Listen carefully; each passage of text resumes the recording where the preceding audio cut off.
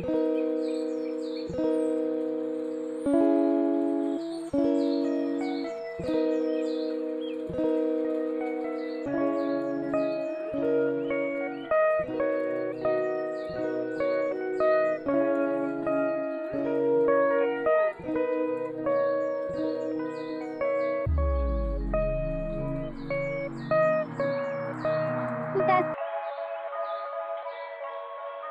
morning, AJ fam. Excuse my voice. I come down with a cold, but I didn't want that to stop me from doing this video. I just want to talk to you about how I go about studying the Bible, reading it, and making it, in my opinion, like, it's already intriguing, but I have to physically like see colors and have it pop out so it could really catch my eye, because I do confess that when I do open the regular Bible, it's so much, but I want to show you how I make it look colorful, you could basically say. I left my main Bible at home, but I do have this 365 days of prayer for women, and in the book each day picks out a scripture for you, and then it elaborates on that scripture, and I usually highlight it. I have the Bible app on my cell phone, so that definitely helped me a lot. When I don't physically have the book with me, I just go to the app, read the word of the day, and then if that word of the day really like catches me, because it's exactly what I'm feeling as soon as I wake up, I click and read the full chapter, and I get my feeding from there. So if you are interested in reading the Bible more, getting more connected to God like I am, please continue watching this video. I'm going to show you exactly the things that I basically do. I try to keep it on an everyday morning routine. If I do forget, I will somehow, some way make a way to find time to read it. Just like he finds time for us every day, every second, I try to be respectful to him and find time for him. So I'm going to show you my books and what I do whenever I need that feeding from Dad, whenever I need that connection from him. Please, again, excuse my voice. I do have a cold, but this isn't going to stop the video. Let's go. So this is the book that I was talking to you about, the 365 Days of Prayer for Women. When I received this book, funny story on that book. So I used to work in a grocery store, right? And I was doing putbacks. If you don't know what putbacks is, it's when there's a cart full of things that customers do not want, and you just go down each aisle and restock. This was like this, I had a cart full of stuff. This was like the second to the last item. I wasn't too familiar where the book aisle was, but God prompted me to pick the book up to read it so I could see where it belongs. And when I saw it was 365 Days of Prayer for Women, it just automatically spoke to me. It was something that I definitely got intrigued by. And what's funny is, 2 days prior to finding this book, I was saying to myself, I would like a little book that has like basically something of this sort that talks back to me, that lets me talk back. It asks me questions where I could write how I'm feeling, and I just left it alone. And then I found this book, and in the back it says, don't worry about anything, instead pray about everything, tell God what you need and thank him for all he has done. Philippians 4:6. Tell me that isn't amazing. Tell me that isn't God, because I was just wanting this. I forgot about it. I didn't even worry about it. And then he put this in my presence and I instantly bought it. I bought these markers to go along with it. Now this is where I wanted to show you like what I do. So when I first received the book, of course, you know, I asked who it belongs to. I put my name. And here it gives you a nice beginning scripture. It says, then you will call on me and come and pray to me, and I will listen to you. Now what I did was I circled words and highlighted things that stood out to me the most. And I also put, what I love is no matter where you are or what you're doing, you call on his name and he will listen, because that's exactly what he said.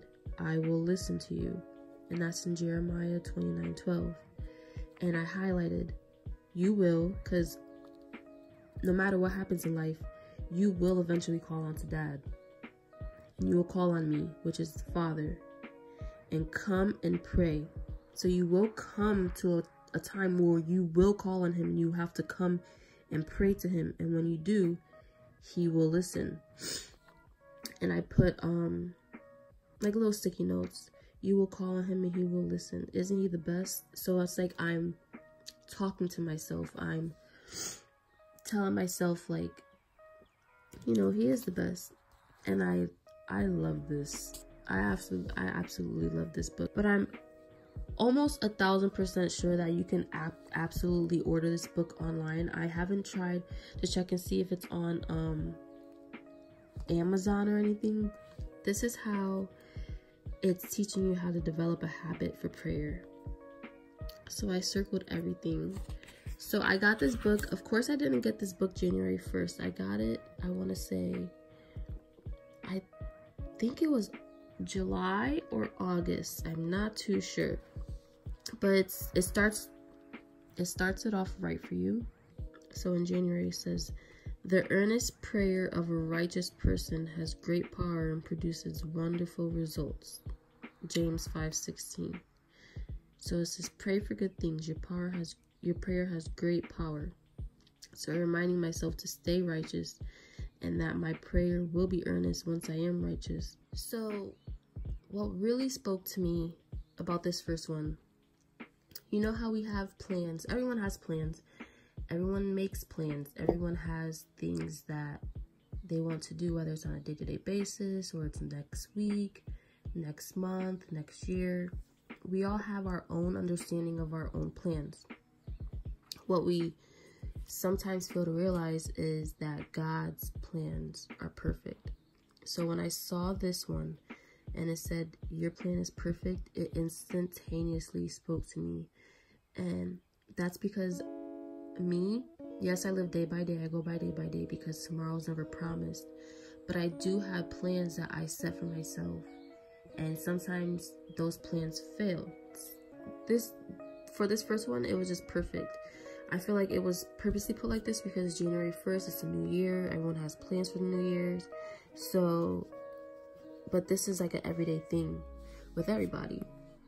So it says, your plan is perfect.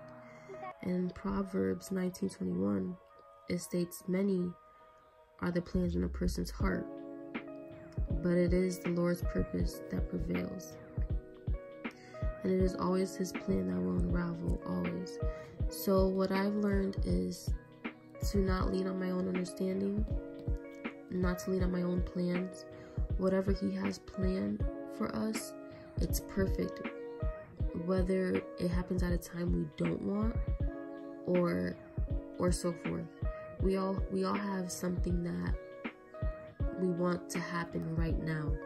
But if God doesn't feel it's the right time right now, then it's okay. It's just not meant to be at that time. He knows the season that you need things because he's righteous. He's always right. So this spoke to me. And what I like about the book is it has like a summary of this. So you'll read this, and if you're slightly confused, it'll categorize it for you, it'll summarize it for you.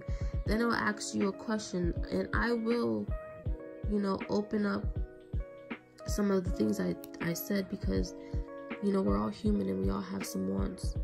So it says, God, as I sit here imagining the coming year, I can't help but reflect on the last one. I think of the plans I made, and I see your fingerprints on every memory. That caught me, so that's why I put wow. It says, thank you for knowing what I truly need, regardless of what I might plan. Every time I succeeded, and each time I failed, you are right there keeping me safe and pointing me to you. Forgive the selfish ambitions and poor choices of last year, and plant in me a desire to do your will. So I boxed it off and I put, be thirsty for the Lord. To want what you want.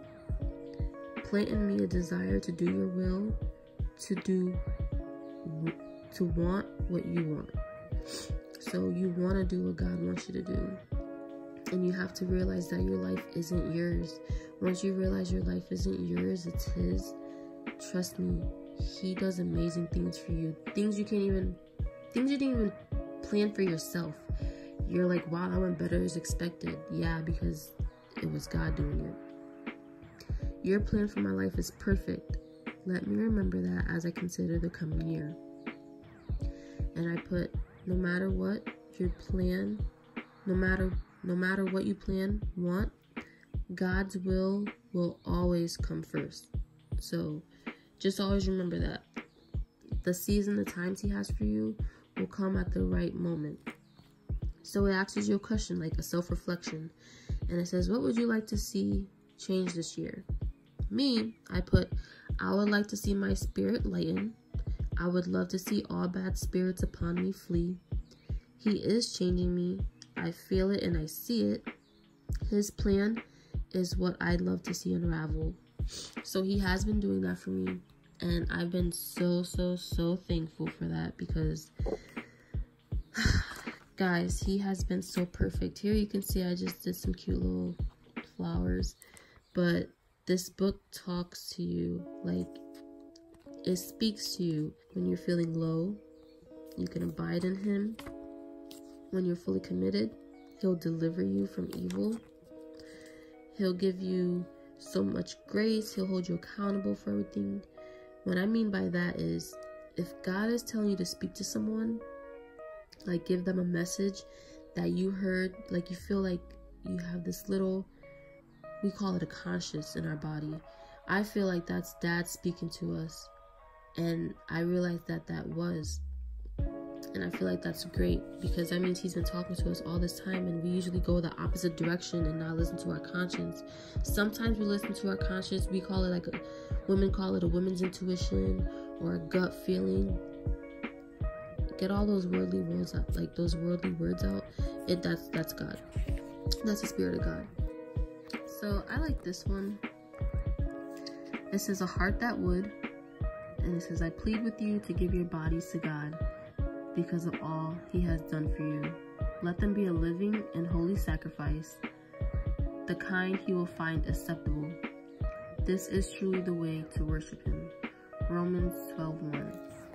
And that instantly makes me feel great, because a heart that is willing to basically submit. You want to be submissive to God.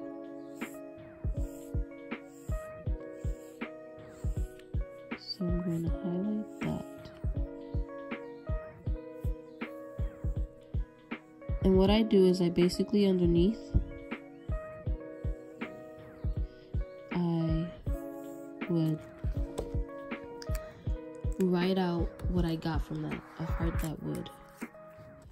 So what I got from that is, I'm going to use this to write under because I'm usually at a desk.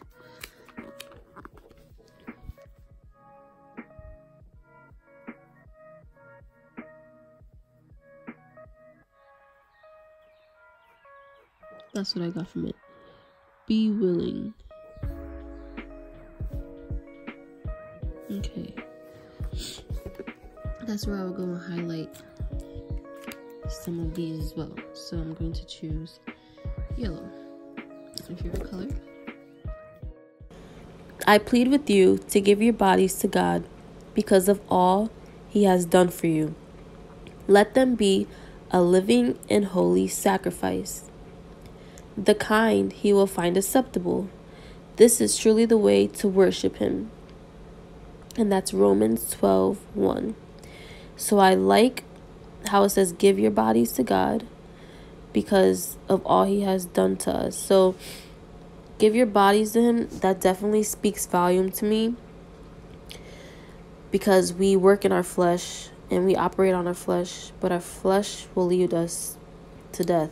So if we give it to God, we will have an eternal body. For all he has done for you. Now I know God done some good for you. I know he's done good for all of us, whether we want to admit it or not.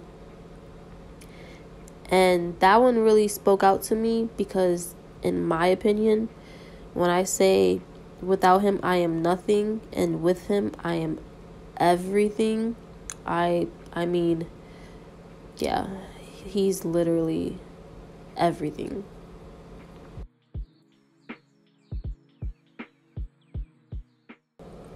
Father, I want to thank you today for the people, living and past, who have sacrificed on my behalf. When I consider all the public servants who daily risk their lives so I can live safe and free, my gratitude overwhelms me. Would I step into harm's way for them? I am aware that people I will never know sacrifice their wages, their time, and their talents so I can seek and connect with you freely. Would I sacrifice my resources to ensure the next generation will find you here? Create in me a heart that would, God, willingly, joyfully, and filled with gratitude. Give me a heart that would.